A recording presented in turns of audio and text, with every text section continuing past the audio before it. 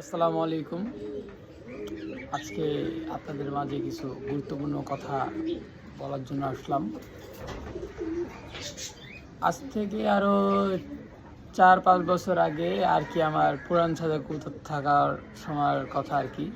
আমার এই কবুতরটা আর কি 122 কিলো সম্ভবত পাল্লার দিন কবুতরটা হারাই গেছিল। কবুতরটা 4 বছর পর বা 3.5 বছর 4 বছর পরে ব্যাক পাইছি, তাও কোনো ভদ্রলোকের বাসার থেকে না, একটা ব্যাপারী আসছিল, ব্যাপারীর থেকে কবুতরটা আর কি আমার মামাকে কল দিছে, পাই আমার পার্সোনাল ট্যাগ দেওয়া ছিল, নাম্বার দেওয়া ছিল। এইটা হইলো আর কি আমার মামার নাম্বার দেওয়া ছিল, ওই সময় আমার ফোন ছিল না। তো আমার মামাকে ফোন দিয়ে বলছে যে কবুতর থেকে ফেরত নেবেন নাকি। মামাই তো কবুতর ছিল না, মামা আমার বলছে যে এই কবুতরটা কি তোমার? আমি কই হ্যাঁ, কবুতরটা তো আমার। কবুতরটা কোথায় পাইছো? পরে মামা বলল যে কবুতরটা তো এরকম এরকম, এক ভদ্রলোক কল দিছে, দিয়ে বলে কি কবুতরটা ওনার কাছে আছে, যে কবুতরটা আর কি বিক্রি করবে। আমি বললাম মামা কয় টাকা বিক্রি করবে আমাকে একটু বলতে বলেন, আমি কবুতরটা নিয়ে আসবো, সমস্যা নাই।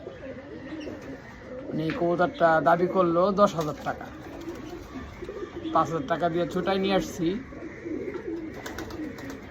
এই কবুতর কি জীবনও বাজারে নিয়ে 500 টাকার বেশি বেচা যাইতো? তারপরে ওইটা ওনার ব্যক্তিগত ব্যাপার।